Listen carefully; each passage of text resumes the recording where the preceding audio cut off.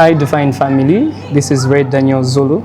You are welcome on today's episode, the segment called The Defining Seat. And today we're very excited and privileged to have a very special guest. I'm going to welcome him and allow him to introduce himself. You're welcome, Honorable. Thank you so much, Mr. Zulu. My name is William Mwale. I'm standing as an independent candidate for Chifubu Constituency. William Mwale muntu mkaya sana uyo afyarukire mu Breweries compound. Oh, okay. My upbringing has been Chifubu. Okay. Yes, I started school Pafibobe Primary School. Then in grade 5 I went to Pamawiro. I passed going to Kansenshi Secondary. I did my junior secondary at Kansenshi and senior. From there, after completion of my grade 12, just straight from school, I was employed by Zanaco. Although by Meridian, they also wanted me, by Barclays, they also wanted me. So do you have a qualification in accounts or in terms of school? In terms of school, I've done project management. Oh, project management. At Interesting. CBU. Oh, great. Yes. And also last year I did monitoring and evaluation. Oh. With the Vantage Africa from Kenya. Oh, that's It's good. a school of leadership. Oh, great. Yes. That's awesome. I think it's nice, and I love the fact that you went straight into introducing yourself even before I asked. That's great. No, that's great. Fine. That's yeah. awesome. Thank That's you. awesome. So I think from that, I would want to understand what made you be interested to get into politics, and also why Chifubu Constituency in particular. I started following politics a long time ago. Okay. How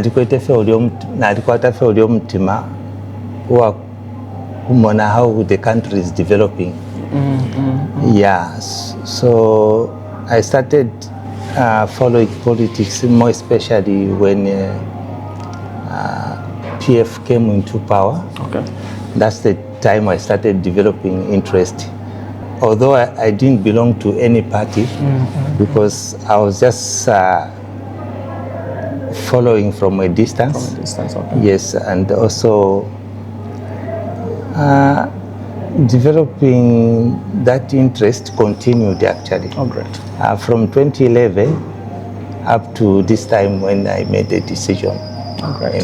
So you made the decision this year?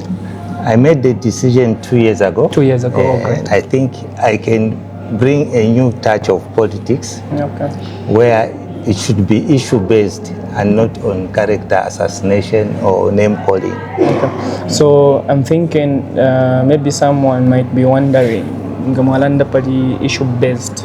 Can you shed more light what issue-based politics entails so that people can understand the kind of change that you want to bring forth? Yeah, when we talk about issue-based, Tulelanda could discuss issues that will bring development in the lives of people, then also issues that will bring development in our communities, and also issues that will unite the people of Chifubu Constituency. Yeah, that's what we mean on issue-based. Great. Then when we talk about Chifubu Constituency, why Chifubu Constituency? Why Chifubu Constituency? Because Emona Fiarikire, Chifubu Constituency, then I've got that heritage in Chifubu Constituency. So it's based mostly, you're saying it's based on kukulira mu Chifubu Constituency, okusambirira, and all that. But and also the love I have for Chifubu Constituency. Okay. So how would you translate the love, the heritage, Nefia Shala that you have, that has caused you to stand in Chifubu Constituency into transformation of Chifubu Constituency? Okay. Yeah. For the love of Chifubu Constituency, mostly is based on how do we want Chifubu Constituency to be in the next 5 years. Oh, right. Yes. that love is what I want to bring in Chifubu constituency. Then again, for us to develop Chifubu constituency fully, tufile tuwakwata okutemwana. Okay. Because this time tapadi okutemwana mu Chifubu constituency, there's so much division going around, mostly because the grouping that are there are political party based. Yeah. So how do you intend to change the environment from being political party based partisan tendencies and also issues to do with a lack of love? How do you intend to make Chifubu constituency full of love, and in that you can follow it up with the vision that you have for Chifubu constituency? Okay. For uniting Chifubu constituency, we need to preach love to each and everyone. Okay. Abantu bafire baishi bati ngatapadi okutemwana, we cannot develop Chifubu constituency. It's only that when we love each other, then ngata twatemwana, then twala kwata okwikatana. True. Then ngatwa ikatana, then we are going to develop Chifubu constituency. Great. And concerning the plans that can bring development to Chifubu constituency, or our plans with my leaders is to make sure that one, we change the mindset. Okay. Once we change the mindset of the people? The mindset of the people. Right. Although it's a long term, but we have to start somewhere. Okay. People should know that we are one people. Abantu bafire baishiba that though challenges are there, we should not always complain. Okay. We should see opportunities in those challenges. Okay. Then, as an independent, mfire na yakubantu naishiba, what challenges are they facing in each community? Then the people badishiba ama challenges ayeng sana tule facing am Chifubu constituency. So they will be able to raise such issues. Then together, working with the community, we will know which projects to do in the community. So coming to the issue of the mindset, I think you've stressed something unique that I love in terms of, I think from what I've picked, is that you want to, one, change the mindset of people to be, one, resourceful, and also be able to harness their potential to which to translate development and how best they can contribute. And then you also spoke about engagement, community engagement, getting suggestions from the people. So I wanted to ask, since government has, through decentralization, has established the structures of the WDC, so how do you intend to ensure that community members interact with the WDCs, because the WDCs are the smallest unit of governance that empowers people to suggest projects and different initiatives that should promote development in the constituency. So how do you intend to utilize the WDC? Yes, mostly we have to look at the WDC as a component of the community. And the WDC cannot work in isolation apart from away from the community. So our plans are to make sure that we have frequent town hall meetings, so that to our later WDC, the community, the councillors, and also the member of parliament together and discuss community challenges. So that will help us so much. So those meetings will be held frequently, so that there is no gap between the community and the MP and also the WDC. Great. Then I think before I move on to the next, I would like you to maybe give me 3 big challenges that you've noticed in the constituency, and how you intend to address the 3 major challenges that you've noticed in the constituency. Okay. The first one is that there is no equal distribution of CDF. Okay. Yeah. if you look at the kind of development that we have right now in our constituency, we'll find that it's like Chifubu has more developmental projects than Kawama, than Kanyanje, more especially Kawama, Kanyanje, and Pamosi. But yet, when the money is released, it is normally released as a lump sum.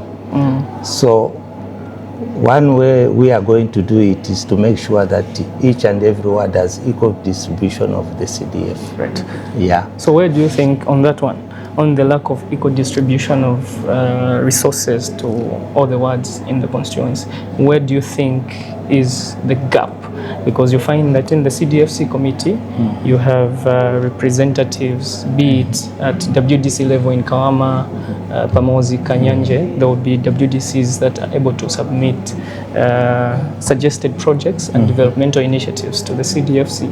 But so where do you feel is the gap? If there are these structures that are able to empower these wards to have a voice in the CDF, but looking at what you've highlighted, an equal distribution of development and resources of the CDF, where do you think is the gap? I think the gap is where there is lack of consultation. Okay. Yeah, because if the WDC are able to submit the project proposal, the ones from the authority level, they are supposed to make sure that each and every ward gets its portion. Okay. But do you think, sorry for cutting you short, the lack of consultation, is it the WDC with the people, or maybe I can say the CDFC or the local authority, the council? Yeah, between the WDC and the local authority. Okay. Yeah. Then the other challenge is lack of monitoring and evaluation on the part of the CDF? Yes, that's the gap I've seen, that we are not seeing much of the projects being executed according to stipulated guidelines of So we need to make sure that there's monitoring and evaluation in the way projects have been carried out. Yes. Then the other challenge that I've seen to Asango Kwevati, most of the local contractors are being sidelined when it comes to the CDF projects. You'll find that when Gavachta advertise, the companies that come or the contractors that come to do those works are from outside Chifubu Constituency. So it leaves a gap when it comes to developing our constituency, because once those projects are done, you find that money is shifted from Chifubu Constituency to the places where those people are coming from. And now coming to the function, one of the functions of members of parliament is representation. Yes. So how best do you intend to outlive this representation of the people in the National Assembly when you're given an opportunity to be a member of parliament? Yes, the MP is the bridge between the community and also the government. The MP is supposed to represent the community or the constituency so effectively by mostly knowing what is going on in the constituency, knowing the challenges that the constituency is facing, then bringing them to parliament. Right. Then on the other hand, we could see right now you stress something to do with development has been so much on infrastructure development over time, especially in Chifubu, Fibobe, on the wards that in Chifubu community. So how do you intend, looking at the former MP, he has done maybe so well in some infrastructure projects that we are able to see in these communities, but you find that on the part of socio-economic development, where maybe improving, issues of employment, issues of enhancing high levels of income at household level in terms of empowerment. So from that gap that has been noticed, how do you intend to balance between infrastructure development and also socio-economic development? Okay. First and foremost, I want to give credit to the outgoing MP, Mr. Honorable Roy Dilubosha. He has done quite a number of projects, which he deserves credit on that one. Though on the issue of social part, there has been a neglect. But in our society, there's too much unemployment. And coming from the business background, I think I can help out in that area, more especially when it comes to identifying of challenges, because it's out of challenges that we have solutions. Very true. So when we look at the challenges that we have in the Chifubu Constituency, we will be able to identify which challenges will be able to give us employment. When you look at the waste management, from there we can come up with the recycling. True. Then when you also in terms of even in terms of the how the road infrastructure is, we can also come up with the short-term employment where we do the grading of the township roads, then we engage the community to do the drainages. So that will help create employment on short-term basis. Right. Yeah. Do you have any specific developmental and empowerment initiatives centered around the different groups that we have in our constituency? One, the women, the youth, the men, the aged, and persons with disabilities. Yes, when we look at this kind of people that you have mentioned, we have almost they can be categorized in three types. There's those who have not gone to school. Okay. Then we have got those who have dropped out from school, and we've got those who are learned. So we have to consider each and everyone when it comes to empowering each and every one of them. And the youths and the women, they make a huge percentage when it comes to those who really need empowerment. Okay. Yeah, for the women in nature, they are productive.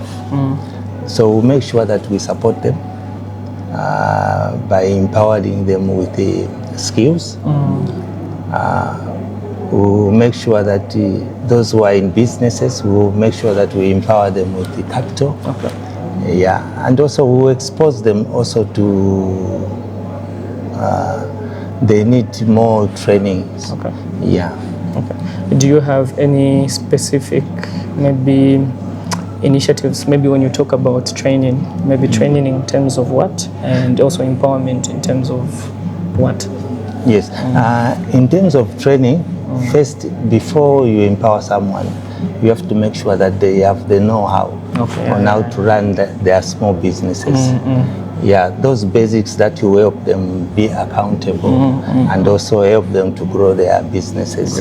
Yeah, so we offer such knowledge. We engage some organization that so specialized maybe in entrepreneurship to come and train them before they are empowered. Then when you look at the disability, those also will be looked at. Actually, God has gifted those people with so much skills and talent, which needs to be developed as well. They need a portion of support in terms of finances and training as well. Then when we look at the youths also needs training and also help them to believe in themselves and also identify their potential. Exactly. So right now, one gap that I've really noticed that we have in our communities and across Zambia is that we have a leadership crisis in terms of we don't have intentionality in terms of leaders, one, providing opportunities for young people and citizens to participate in decision making.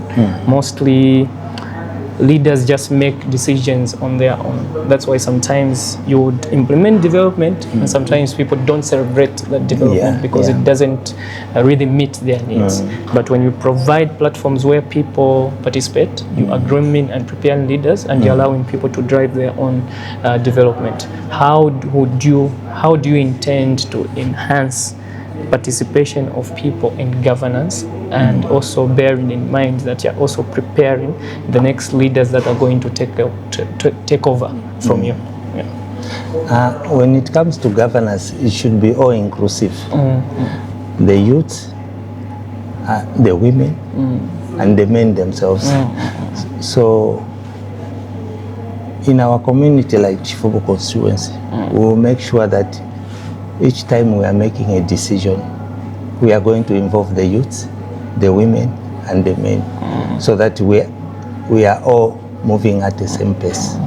That will help us groom the young leaders who come to take over from the retired leaders.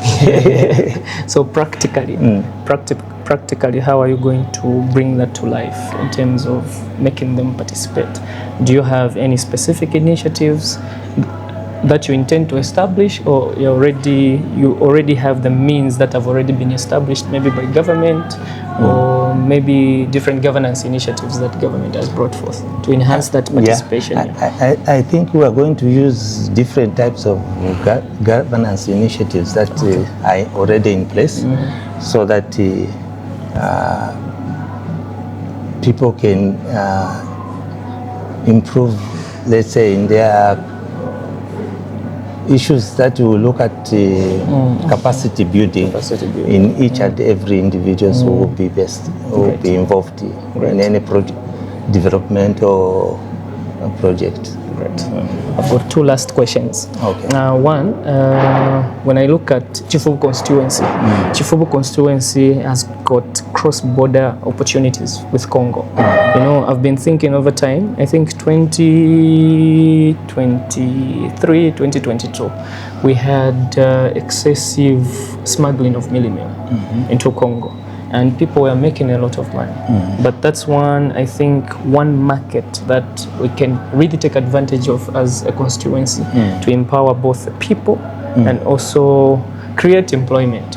So how do you intend, these cross-border opportunities such as the issue of selling mealie meal and maize to Congo, do you think it's an opportunity that can be harnessed, or also other opportunities that comes with cross-border?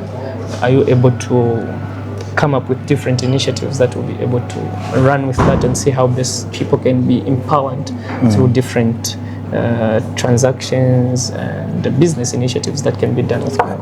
I think there should be an open market, a legal one for that matter, where everything is done according to what is led by the government. The government should come in to make sure that the establishment of that market is legal, not as illegal as they term it, because the government will be able to benefit at the end of the day from the revenues that will be collected from those markets. So it's a two-way thing. The government will be benefiting and also the people will be benefiting. It can help boost the economy of Chifubu because Congo has a potential when it comes to marketing of agricultural products and also even mealie meal itself. So if we try to legalize that, we'll maybe by opening depots across near the borders, it will help out build that market and also create employment. That's why one of my agendas is to make sure that I can say part of my manifesto is to make sure that we help out the government to reduce on the price of mealie meal. How? By making sure that people come up with cooperatives, then empower them. Those who want to go into manufacturing, we can empower them with hammer mills. Those who want to go into production of cooking oil, we can also empower them with machinery that will be able to manufacture cooking oil. Yeah, that will help to reduce on the price of meal and also cooking oil. My last question. When we look at persons with disabilities in our constituency, I think we have, I feel as a country in general, we've really neglected persons with disabilities, especially with education. I find that in our constituency, we don't have a specific school that offers quality education to children with disabilities, and you know that's hindering a right to education for the kids. We only have an office space at Kamba Secondary School for children that are hard of hearing, but you find that there are many forms of disabilities in the constituency, such that when we open up schools, we'll be able to empower kids with disabilities to be able to harness their gifts and the potential that God has deposited in them. Do you have any plans or vision towards creation of education opportunities for children with disabilities, and also I think persons with disabilities in general?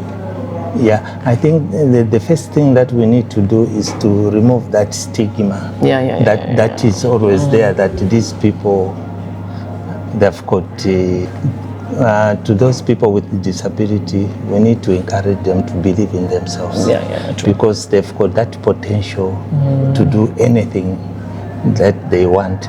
Then I was looking at how each and every school in Chifubu Constituency can at least build a 1x3 classroom specifically for kids with disabilities. So working with the Ministry of Education, we can see how we can try to implement that, that each and every school like Fibove, Kamba, Mawilo, at least they have a 1x3 classroom that will cater for the pupils with the disabilities. So, Honorable, now I would want to ask, I want you to tell the people what makes you to be the best candidate and why on the 13th of August this year they should decide to vote for you. William Mwale is the best candidate for now. Why? Because I'm people oriented. I've got I have that potential to make sure that everyone benefits from the developmental projects that have been set up by the government. I'm one person who is a good listener, and also have that ability to make each and everyone be part of the development of Chifubu Constituency. With consultation, of course, with the community, we'll be able to make Chifubu Constituency a good place to live in.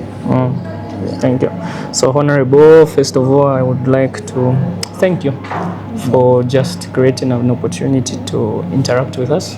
I think this makes you a good leader in that you're willing to spare your time and just share your vision and what your plans are to young people like us. And thank you so much again for accepting our invitation and just sparing your time during this busy time of campaigns. You're supposed to be on the ground campaigning, but you've spared your valuable time to just take time and interact with us and see how best people out there and youths in particular can understand your vision. So thank you so much. May God continue blessing you.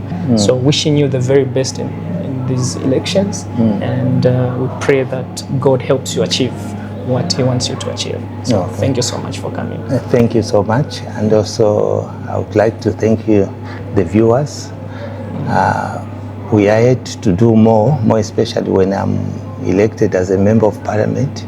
We'll make sure that each and everyone in Chifubu Constituency be part of the development, not only in infrastructure only, but also in personal development. We need to move forward as a people and as a constituency. Thank you so much. Thank you so much, Honorable. Define family, thank you so much for staying with us. I hope you've enjoyed the new segment of the Defining Seat. Thank you. Till next time.